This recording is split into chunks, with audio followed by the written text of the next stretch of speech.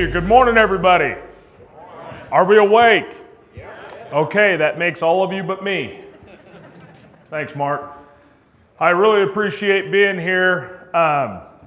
Maybe not in December, like it's not warm at home, but I mean, my gosh, really? And you guys are sitting there going, it's not even cold yet, but I heard this afternoon it's going to get pretty nasty, so I'm going to be letting the wind push me home. I want to start off this morning, I got to tell everybody a little story about kind of where we came from and what's going on.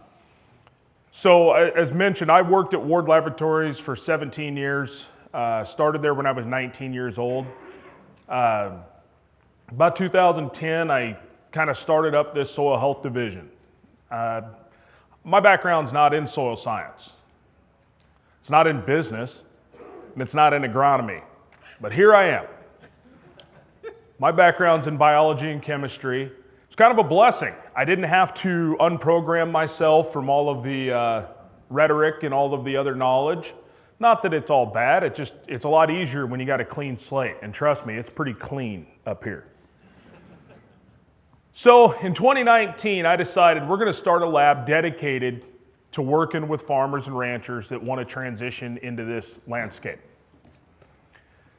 So if you can imagine, I walked away from a job of 17 years. I borrowed more money than anybody should have ever let me borrow. I don't even know why they did it, but I will say this, 12 no's and 1 yes. It still happened. So I go borrow a ton of money and I'm sitting around in my house in October, about a month after I left, have no idea what the hell I'm doing. I got a building that's supposed to be built, and I get a knock on the front door, and this shows up. UPS guy goes, I don't know what this is, but here you go. I said, well, I don't know what it is either. Well, I open it up, and it's a box of soil samples. I want you to look right there. Who's that from? These are the first soil samples I received on October 19th, 2019. I call Grant. Grant, what the hell do you want me to do with these? He goes, analyze them. With what? He says, well, with your lab. I said, you realize that I don't even have a building delivered yet, let alone put together, right? He goes, we'll wait. I said, you're going to wait. For how long? As long as it takes. I said, are you sure? He said, yeah, absolutely. I knew right then it was going to work. We were going to make it. And I can't tell you what that meant to me as I'm sitting at my kitchen table by myself with my head in my hands trying to figure out what the hell did I just do? I convinced 7 other people to walk away from their jobs and their lives to join us, and we're out dinking around in my garage trying to set up a makeshift laboratory so we could process soil samples. And when I say process, I don't even mean analyze. I mean just dry them and get them ground so they're stable. So that's what we did. And between this box showing up and when we opened our doors in October, because what happened in 2020? Right? I got the key to my building on March 1st of 2020. And a $3 million insurance policy on my detached garage because all my equipment was sitting in a garage and nobody would install it. We opened our door in October, but between this day and October 1st, we received 60,000 soil samples. And every time I called somebody and said, what do you want me to do with them? Grant must have told them. Because they said, we'll wait. Now, if you know anything about the soil testing world, people don't wait. As a matter of fact, most people that call me, they say, hey, I was wondering where my results are. And I said, well, when did you send the soil samples? And they said, they're in the back of my truck. Well, I can't work that kind of magic. So that's what soil health in Minnesota means to me. So I'm from Nebraska, but Minnesota started this for me and Regen Ag Lab. So thank you to all of you. And with that, let's talk about some soil testing. Now, if you ate a good breakfast and you didn't drink coffee and you didn't have a Red Bull, if you fall asleep, do it with your arms crossed and just tip your head down. That way I won't really know because the lights are bright. So, the man, the myth, the legend started us off yesterday, Ray Archuleta. And he really hammers this point home. I was taught, I just finished my PhD a year ago. And I drug my feet doing it. And the biggest reason is because I fought the reductionism process. It drove me nuts. I love it when somebody asks me, hey, do you know how my planter works? Nope, but I'll tell you what, I can tear it apart if you give me the right tools. Give me the wrenches, give me a plasma torch, and I'll take that thing down to all the pieces you want. Just don't ask me to put it back together. So I had to step out of that mindset myself. Fortunately for me, I took a lot of ecology courses in college. Agroecology, that's about as close as I got to soil science and everything else. But what it taught me is that for every action, there is a reaction. Could be good, could be bad, but it's never neutral. And so we have to start understanding the ramifications of what we're doing in management. So when we look at this from a microbial perspective and we think about an ecosystem, I like to think of the soil as a gut. 15 years ago in medicine, we used to think, well, our small intestines just absorbed the nutrients when we ate them, right? Just like we think, well, the roots just absorb nutrients out of the soil when we put them out. Well, that's not true. Your small intestine is the area where the microbes live. That's their home. The microorganisms facilitate the uptake of nutrients. We heard yesterday the importance of fiber in the diet, right? That's feeding those organisms something, giving them what they need to do their job. In the soil, the microbes are doing the same thing. They are building and breaking down organic matter. They are increasing or influencing nitrogen, phosphorus, carbon availability, zinc, cobalt. And they do a lot of this through predation. Microbes don't like each other. They eat each other. And that's okay. That's a benefit to us because we call that nutrient cycling. But in the process, they're building aggregation. How many of you believe that tillage is the direct cause of soil structure destruction? Yeah, I used to think that too. Tillage just speeds up the process. Microbes are the ones that destroy soil structure. And when we give them tillage and speed up and cut up the fungi, the bacteria they think it's a roller coaster ride. They start to consume carbon at a high rate, and then if we give them a lot of nitrogen, guess what? They take that and they use it to access the carbon. Because an aggregate is not the thing that you can pick up and throw at your brother or your sister. That's called a dirt clod, and that's not an aggregate. That's just a brick. Aggregates are smaller than a millimeter. So I used to think that disc blades would go chop up aggregates. Well, they don't. No matter how sharp, no matter how close you pack them together, it's the microbes. And microbes remodel their house every 3 weeks. It's a constant process of building and destruction. It's like two escalators running next to each other. Now people say, well, every 3 weeks? Well, to a microorganism, that's like every third generation. So we remodel our houses every couple generations, and that's what they're doing. But depending on how they're doing this and when they're doing it, this is what increases soil structure, this is what can give us water infiltration, it's what leads to water holding capacity, and all of those wonderful things. Also within the system, we've got all these plant microbial interactions. I mean, you could list 1,000 of these and another 10,000 if we knew what they were. But all these symbioses are two organisms working together, right? We know this most likely rhizobiums and soybeans. That's one of our most common symbioses we know in ag. But you've got mycorrhizal fungi transporting water. We used to think they transported phosphorus. Well, they don't. They transport phosphorus, nitrogen, zinc, copper. They do it all based on what the plant's telling them they need. And they suppress disease. We always think of microbes as something that we're fighting against. Where do most of our antibiotics come from? You ever heard of streptomycin? Comes from streptococcus, bacteria.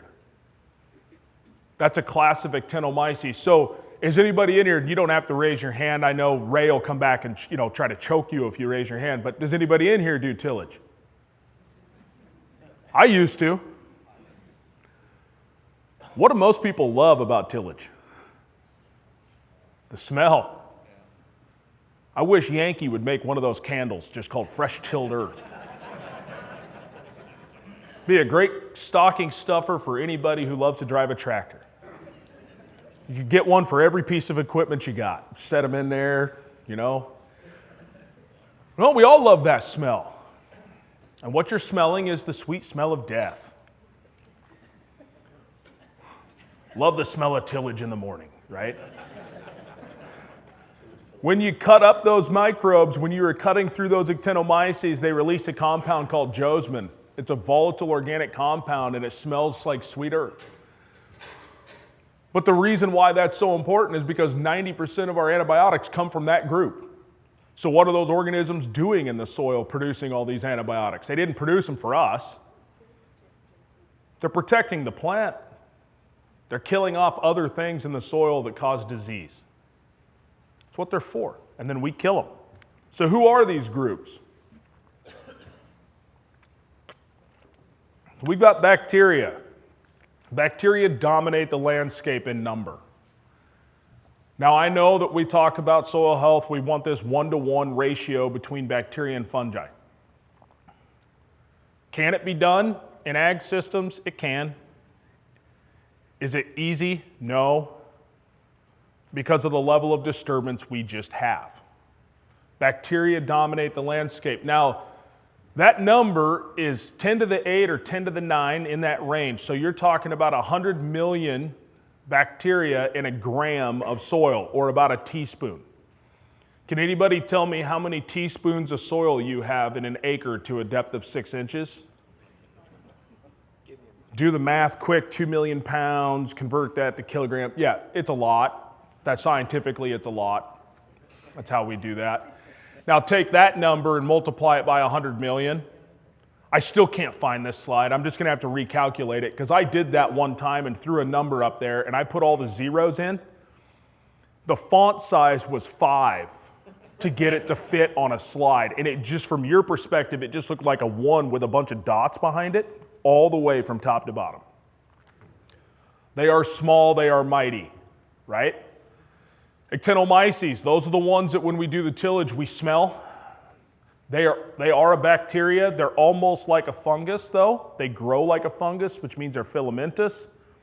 They are very good at breaking down lignified material. Does anybody grow corn?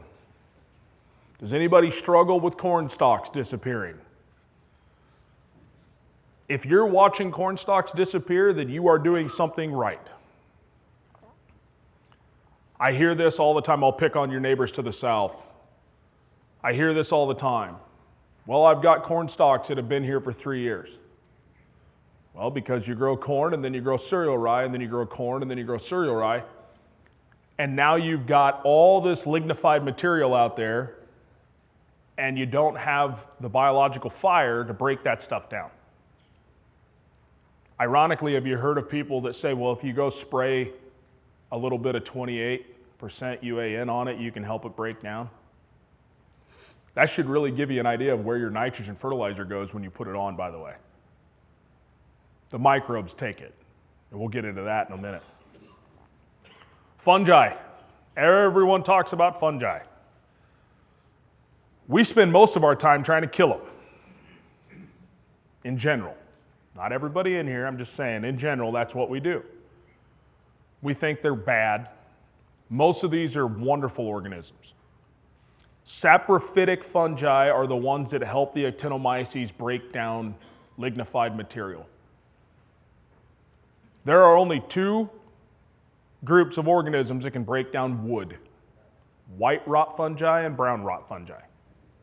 And they happen to live in the gut of termites. That's it. Bacteria don't do it. Mold doesn't do it.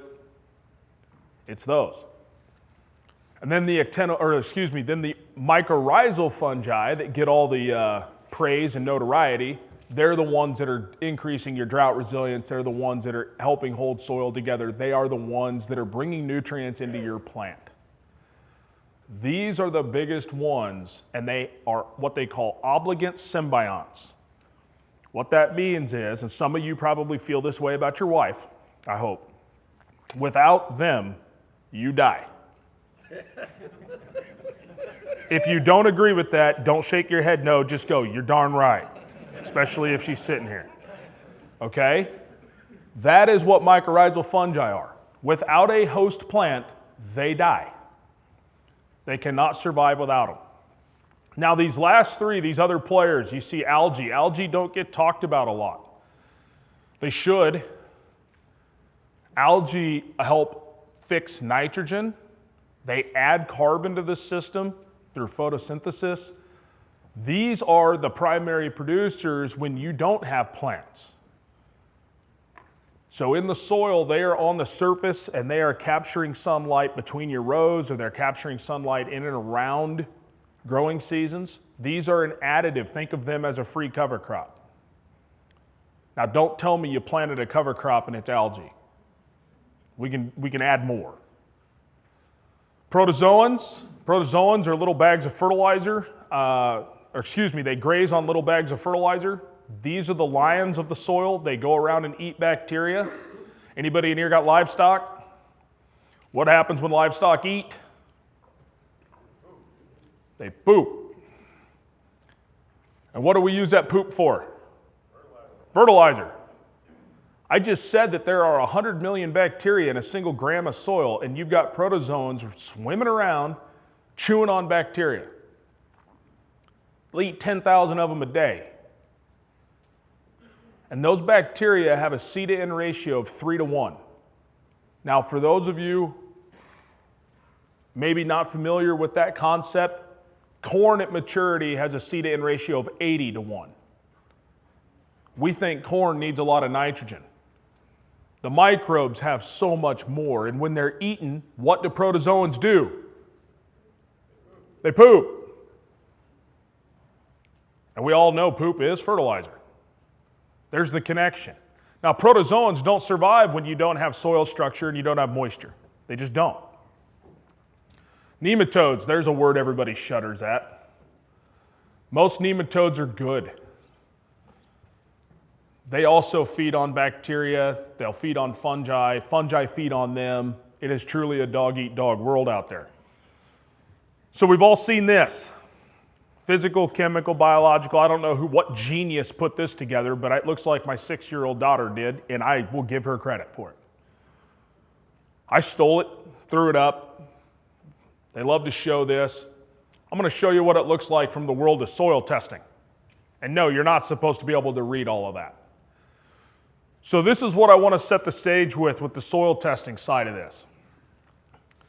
Every single day, I get a box of soil samples, or somebody tells me they're going to send some in, and I'll say, what would you like us to run? And I get the answer, whatever you want. A lot. You don't want me to run whatever I want. You imagine if I ran all of this stuff and sent you a bill? It'd be $1,200. So the reason I say this is because different tests address different resource concerns. If your biggest problem is you're telling me you've got compaction, then let's run an aggregate stability test. If you're dealing with drought, soil that doesn't hold water, let's look at water holding capacity. But running CEC to try to measure microbial life is the wrong test, right? So I get this question a lot. I still get it all the time. Well, how useful is the Haney test? And I always come back and say, well, how useful is a hammer? I would argue that a hammer is still one of the best tools we have out there to drive nails. But if I'm going to change light bulbs, I might want to get a ladder and leave the hammer in the toolbox. I know that sounds really simple, but that's how you've got to approach this when you start thinking about testing soil. So what have we been force-fed for many, many years? This is the traditional approach. We're going to extract and we're going to measure plant available nitrogen, phosphorus, potassium, calcium, zinc, etc. We're going to look at soil pH and we're going to measure percent organic matter, and then the laboratory or your agronomist or yourself, we're going to try to dictate fertility recommendations. Well, soil tests were designed to sell you fertilizer. They were developed in the 40s and 50s right next to the development of fertilizer. This misses the boat completely when you start talking about biology. This is the idea that, well, we'll tell you what your soil chemistry is, and then we'll tell you what chemistry to add so then your plants can just suck it up like a straw. That's not how it works. So I want to give you a quick history lesson. The Green Revolution and the introduction of fertilizer. This is when these tests came out. The very first one, Bray and Kurtz. How many of you have heard of Bray P1? The extraction called Bray. Published in 1945 out of the University of Florida, actually. It works well on low CEC soils, low pH soils, low organic matter soils. It's still the tried and true method of states like Wisconsin, a little bit in the Northeast as well. Well, they said, well, it doesn't work well in calcareous soils out west, so here comes Olson, and yes, these are all just named after the people that developed them. So here comes Olson in 1954, a bicarbonate extraction to look at phosphorus. If you get out in my part of the world, everybody says, as soon as they're west of me, they say, well, I have to run Olson. You don't, but that's what they're told. You have to run Olson. So here comes Malick, the most, influential and famous of all these people. 1953, he introduced Malick 1. Malick 1 is still the tried and true of Georgia. I believe they still use it a little bit in the Carolinas.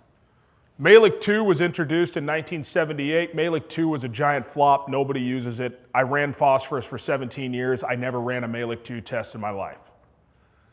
Malick 3 introduced in 1984, supposed to be a multi-nutrient extract. This is by far a home run for Malick.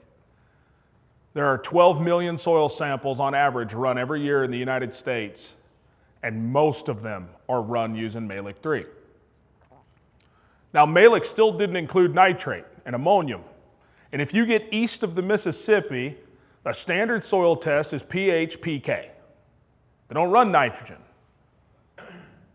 Well, because everybody runs Malick 3.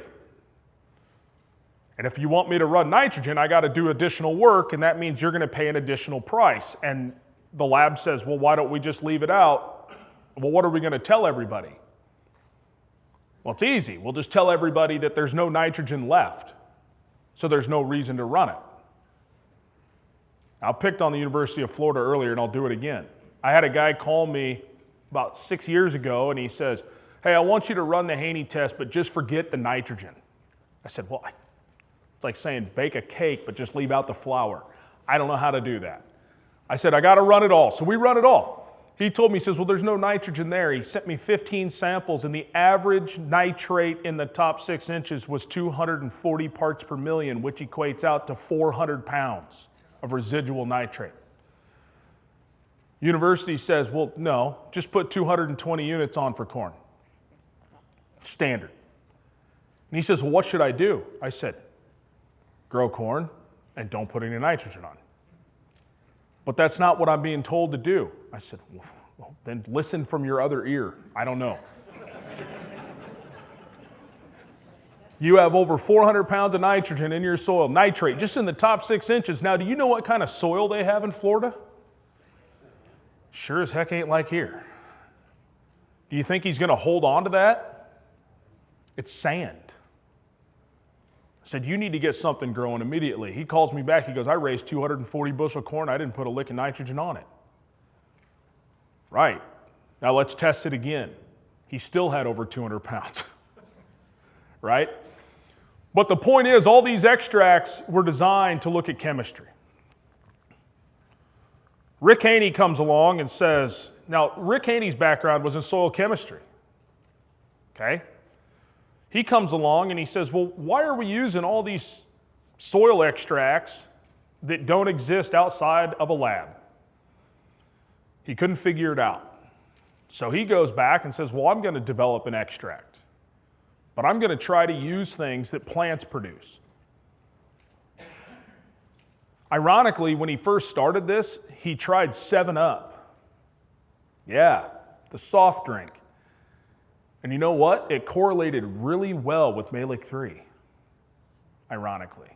I was like, well, why don't we just call Coca-Cola and get a contract, or Pepsi, or whichever one that is?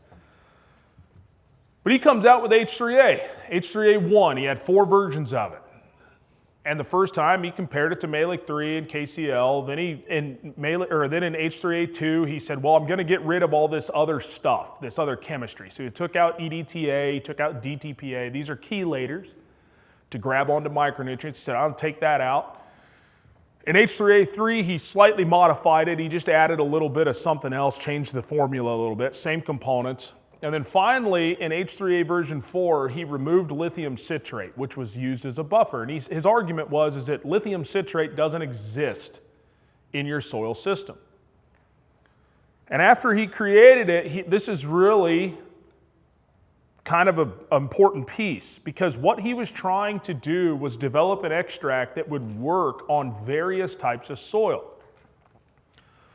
The biggest problem with some of these extracts is that they overpower the natural soil system, generally pH. So the reason you can't use Malic 3 when you got a pH of 8 is because it pulls out too much phosphorus and too much calcium. So Rick took a bunch of soils that had pHs anywhere from 4.5 up to 9.5, and he said, I'm going to extract all of those soils with all these different extracts. I'm going to try to make this pointer work. On this side is Malic 3. So every single soil he extracted, regardless of the pH, came down to about 3.2 as an average pH. Didn't matter if the soil started at 4.5 or it started at 9. And he says, okay, well, let's do Olson. Olson over here has a pH of about 11.5, 12, the extract. Didn't matter what the soil was, it drove the pH way up. So what we're looking at in the extraction is not reflective of what your soil is. It's not reflective of what the solution is when it rains water. So he says, okay, it rains water, let's try water. Now, rainwater is pretty pure generally. It has no buffering capacity. It gains its capacity once it mixes with soil. So water by itself is not very efficient at extracting nutrients, but it just follows the pH everywhere, right? So then with H3A, he said, well, we need to add into the water the components that plants produce and put into the soil. So he did. And soils that were neutral, anywhere from 4.5 up to 7, they kind of fell right in here, about 5, 5.5. And then over here, the calcareous soils, they grouped up here at 7.5 to 8.5. He said, "Eureka, I have an extract that won't overpower the soil." That's where he got started. That was his entire drive, and this had nothing to do with the Haney test originally. This was just him trying to make an extract that every lab could go run, just like Mehlich 3. And they could run 12 million of them a year. But he says, I got to correlate it. So I show this data because everyone says, well, there was no calibration to this, it's not correlated, you didn't do anything, blah, blah, blah. Well, I will tell you this. He correlated it to all these other extracts. Now, this does not mean that it's a one-to-one relationship. You don't get the same number if you use the Haney extract, but the relationship, the R-squared value, is how closely related they are over this span of measurements. The closer that number is to 1, the better the relationship.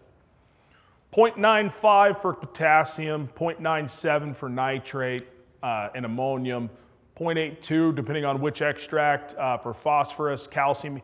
He did this work.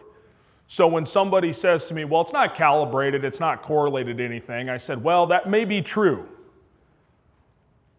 because it was correlated to standard test. And if standard tests don't work, then guess what? If they're not correlated, this isn't correlated, right? You ever heard that when you build a model and you say, you know, you put crap in a model, what do you get out? Crap. So it's kind of the same scenario, but this is the argument that no, he did do that. So I wanted to give you a little history on why this came to be and where it came from and how it was developed. And now I want to talk about the testing a little bit.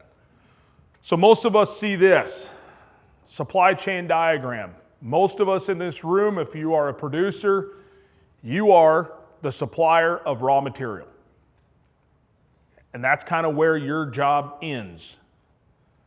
That's what most producers will say to me. And then they become a consumer, right, and outside of that. But generally, as a producer, you're supplying raw material.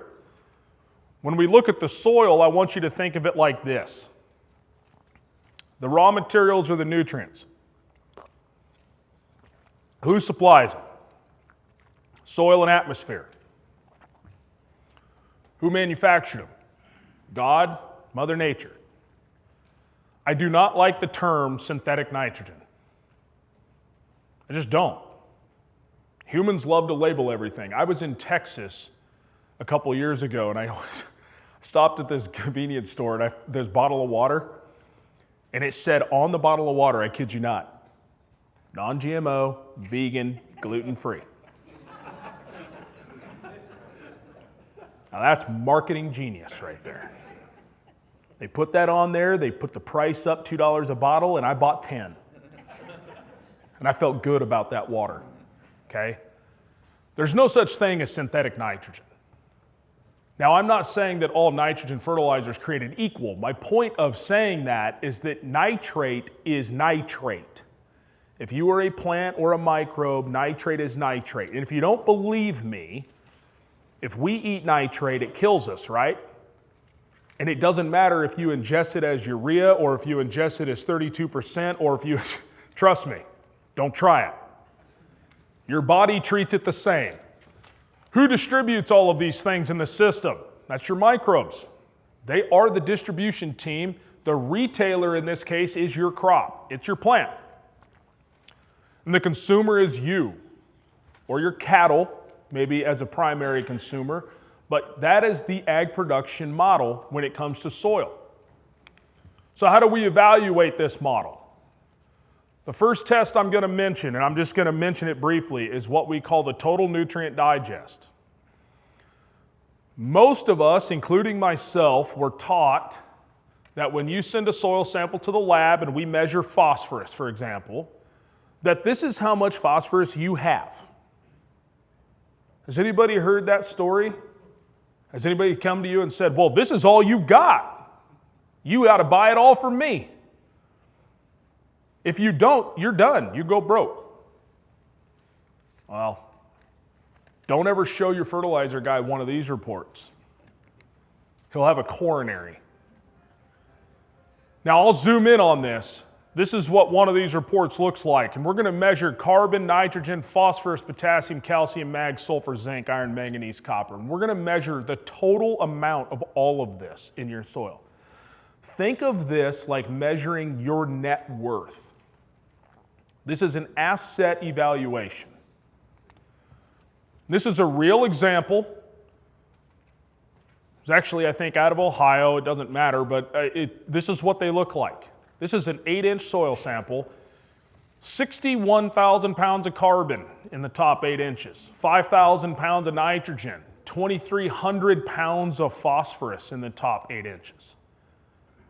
Now, the reason I put this on the right-hand side, reference fertilizer equivalent, this is the part that the fertilizer guy gets really excited about for a minute. If you wanted to buy 2,300 pounds of phosphorus and you were going to purchase 1150-20, you would need 10,000 pounds per acre. Fertilizer guy goes, yeah, I like it. Let's do it. The point of showing you this is that when somebody says, if you have the equivalent of 10,200 pounds of 1152 in your soil, what good is it going to do you to put on another 150 pounds every year, nonstop for 40 years? Has anybody ever been frustrated because they put it on and then they run a soil test and the soil test doesn't change? Right? I hear that all the time. I've been putting P&K on for 30 years and now I don't understand. My soil test stays the same. They give you a lot of good reasons for that. Well, you know, it ties up in the chemistry, it does this and that, well, it moves over here, you know, yada, yada, yada. It's in this pool. This is your T&D total nutrient pool. So this is just there to give you a little bit of an idea. Now, most of this is not readily available, right? Logically then, it's like, well then how do we know what's available? And then we use the Haney test. The Haney test is looking at your checking account. It's looking at your front pocket to see what you've got. And that's what we're going to use to evaluate what's available. So I stole this from Rick. You'll notice I haven't done a single lick of original work. I just take it all from people and then stand up here and talk about it like I did something. And it's okay, I can admit that. I stole this from Rick years ago. He said, well, this is how we're going to evaluate it. We're still going to look at nutrients, NPK, zinc, all those things. We're going to look at organic nitrogen and organic phosphorus. And when we say organic, I'm not talking about organic fertilizer. I'm talking about nitrogen and phosphorus. It's tied up in life. Amino acids, proteins, enzymes, nucleic acids. We're going to look at all those nutrients. We're going to look at microbial biomass. This is your workforce. This is your distribution team. But like all good workforces, they want paid. And we need to know what they're being paid. In this case, it's carbon. They're working to eat. So we're going to look at water extractable carbon, but like most good employees, they like a little bit of a benefits package. So it's not just carbon. We're going to look at the protein they're consuming, and that's their benefits package. That's their retirement, their medical, and all that great stuff. Okay? So let's step through this. So H3A. I already talked about H3A, but the idea is to mimic a soil solution. It's an extract to mimic soil solution when water mixes with plant root exudates. And from that, we're going to measure this. Now, I put the formula up here of what's in it, because if you look at the back of almost any food product, you'll see those acids on it. Citric acid, oxalic acid, malic acid. These are plant-derived organic compounds, and there are hundreds of others. But research shows that when plants really go into nutrient uptake mode, these are the 3 acids they produce the most. And they leak those out into the soil. So we're going to put that into an extract, and we're going to look at plant-available nitrate, ammonium, phosphate, etc. We're also going to measure total. Now, when I say total, not quite like total nutrient digest, we're going to measure total phosphorus in this extract. This is all the phosphorus that's soluble in your soil, but not necessarily plant available. Plants take up phosphate. Microbes transport phosphate. But there's a portion of phosphorus that's what we call organic. And the microbes chew on that, because there's carbon tied to it. So in chemistry, when they say organic, there's carbon tied to it. And they eat that, and then what do? They poop, and they mineralize or release phosphorus as phosphate. That becomes available. So we're going to look at that. Now we need to know who these workers are. Microbial biomass. We do this by soil respiration. We breathe in oxygen, we exhale carbon dioxide, right? Maybe not if you're all dead.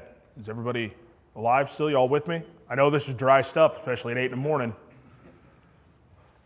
But we breathe in oxygen. Microbes, by and large, breathe in oxygen. They breathe out CO2. We use that to our advantage. Now, when your soil starts to dry out, microbes shut down. And when it rains, they burst back to life. We use that to our advantage to look at microbial respiration and biomass. The larger that flush, guess what? The more microbes there are. This is what you can learn just from that one number. And no, you don't need to read it. Just with one number, this can tell us a lot about your nutrient cycling, your residue decomposition, your soil aggregation. Think of this as a fire. The higher the number, the bigger the fire.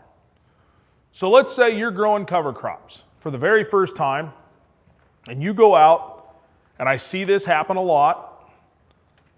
Somebody will go out because they've seen pictures of guys with cover crops this tall, and they synonymize that with success, right? Ag and yield. Ag and yield, that's success. This is success. They go do it, they roll it down, and they got a 6-inch mat of residue, and now they don't know what to do with it. The problem is that if you've ever started a campfire, do you start with the log this big around and 10 feet long and hold a match up to it? Does it burn? You'll be standing there a long time. You need a lot of matches. That's what happens when we smother that biological fire. So in those cases, when you're growing cover crops for the first time, if you know you're struggling to get residue dropping and going away, brassicas and legumes, yes, we still want grasses in there, but what you're doing is you're shifting the amount of lighter fluid you're adding to the mix. But over time, as you build this fire up and it gets hotter and hotter, you need larger and bigger logs. You need more carbon in the system to keep the fire running. So guys like Gabe Brown can roll wheat straw bales out on the surface of his soil, and 6 weeks later, they look like black mulch. Ironically, the guy that sold him the bale picked up that wheat straw, that was from 3 years ago on his farm, and he baled it up and said, I don't know what to do with it. So he gave it to Gabe, and Gabe's microbes just chew it up and it's gone, right? That's a difference in fire and respiration. And I want to show you, this is what respiration looks like. So on the bottom, we've got a week or a year broken into 52 weeks. And then we've got tracking respiration. Now this pattern exists. Oh boy, 10 minutes. I better go quick. Sorry, Johnny. This pattern exists everywhere. Florida, here, Canada. It might shift a little bit, but the pattern still exists. We see this dip. Now when I say summer soil respiration fallow with summer annual. What I mean by fallow is just you're planting your summer annual with nothing on either end. Okay? It can be corn, it can be beans, but it's just that one crop in that season. This is ironically what it looks like with a cover crop. Doesn't look that different until you lay them over top of each other. Now this is actual data. I pulled 20,000 soil samples and just ones that I knew if they were using covers or not, and I put all this together. This is what it looks like. And you'll say, well, the pattern still exists. It does. You ramp up earlier in the spring. By the way, we call that a biological priming effect. You don't have near as big of a trough. Now, why the trough? About week 25, we see this dip. That's where resources start to be consumed, but we don't really have a lot growing yet. Now, in the case of the cover crop, it's because we terminated that crop week 21 so we can prepare to plant our corn or our beans or whatever. So we have a dip. We'll come back to that in a minute because I'm going to show you the same thing but with these. Now, I mentioned the food source that we got to feed microbes, water-soluble carbon, and the protein it's tied to. If you Google the nitrogen cycle, you'll get about 400,000 hits of images, and you can pick any one of them. None of them are perfect. They all just look a little different. But what we have focused on in soil science is that top right little bubble, inorganic nitrogen, nitrate. But nitrogen exists as hundreds of compounds in your soil. And we ignored all the rest of them and we just looked at nitrate. And if you're east of the Mississippi, we said, nah, to heck with that. We're not even going to look at that either. Just leave that out all completely, right? We want to look at what is water soluble in the organic fraction. Has anybody ever asked this question? How much nitrogen credit am I going to get from my soil organic matter? The problem with taking nitrogen directly out of soil organic matter, it's like taking the eggs out of the cake after you've made it. You have to completely deconstruct soil organic matter to take the nutrients out. How many of you in here have the goal of decreasing your soil organic matter? You've got a lot, right? And I've asked that question everywhere in the world, and nobody has ever raised their hand and said, yep, I'd love to decrease my soil organic matter. I've got a guy in North Carolina that is on 42% soil organic matter across his farm, and I asked him what his goal was, and he said to increase soil organic matter. It's the weirdest soil I've ever seen. It's black sand. Soil organic matter reflects the quantity of carbon in the soil system. It is the house the microbes live in. You have very large houses on most of your farms. You have relatively high organic matter. The water-soluble portion of that is the food in the pantry. Anybody in here ever had, you got like 6 kids in the house? Got this big old house, 6 kids. If you don't put food in the fridge or the pantry, what do the kids do? Hopefully not literally, but they'll tear the house down. Right? What do microbes do when they don't have a readily available food source? They tear the house down. This is why soil organic matter has decreased across every acre of agricultural land throughout the world. You can find little blips where they've increased it through this type of management that we've been hearing about the last 2 days. So this is what water-soluble carbon looks like. Looks a little bit like respiration. As resources, now the reason it's going up in those first weeks is freeze-thaw, and you're getting breakdown of residue naturally. Through those events, we see water-soluble carbon go up, the soil warms up, here comes the microbes, respiration goes up, the resource starts to go down as they consume it. We get our crops in the ground, the crops are doing what crops do. 50% of all the carbon captured by a corn crop is put out into the soil through the roots while the corn's alive.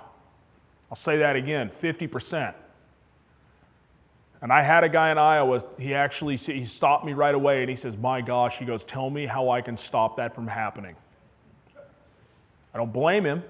His thought process is that if I'm getting 300 bushel corn now and the corn's losing 50% of its energy, if I can stop that from happening, I'll get 600 bushel corn. And I said, no, you'll get 0 bushel corn. Remember, the corn crop or any plant, any organism's goal is to acquire all the resources it needs in the shortest amount of time so it can reproduce. So the corn's not giving up that energy just because it thinks it's fun or it's inherently leaky. That is the cost of business. It's giving up that carbon so the microbes give the corn plant nutrients. And as it grows and it becomes healthier, guess what? It captures more sunlight and the microbes get more food. You see how that works? Help me, help you. So when that crop starts growing, this is what it looks like when we've got cover crop, when we overlay them. This is the pattern we see. We still see a dip, but we bridge the gap, okay?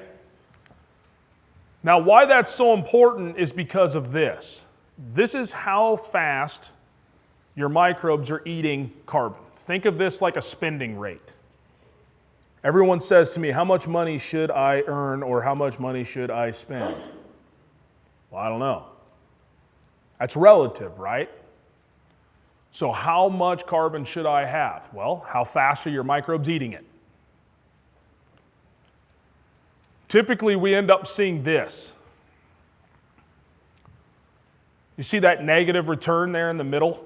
Now, this can happen anytime throughout the year. It mostly happens right here.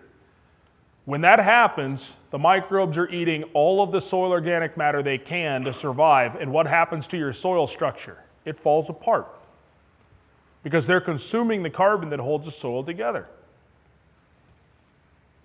Anybody ever said, well, I don't know, I ran my planter and now I've got crusting, or I've got compaction on the top. Now that may not be as common here because you have so much organic matter. You get in my part of the world at 3%, 2.5%. All the no-till guys are complaining because their soil's crusted over. Well, no-till doesn't stop that specifically. It's a lack of carbon that's causing that problem. It's not the tillage directly. Now, I'm not telling you to go till. I'm telling you to go no-till and get some other stuff in there, get the carbon in. When we add in the cover crops, we get close. We get close. But they never have to dip into that savings account, right? The balance of C to N is where this is all going to pay off for you.